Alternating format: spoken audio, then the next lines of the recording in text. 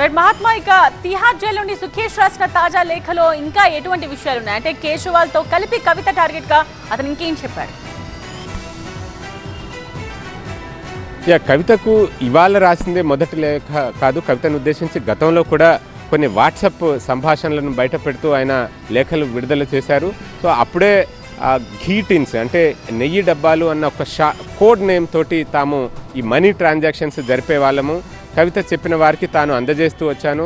హైదరాబాద్లో అప్పటి party office సమీపంలో ఉన్న ఒక రేంజ్ రోవర్ కారులో పెట్టమంటే తీసుకెళ్లి పెట్టాను అంటూ కారు నెంబర్తో సహా ఆయన అప్పట్లోనే విడుదల చేసి సంచలనం సృష్టించారు.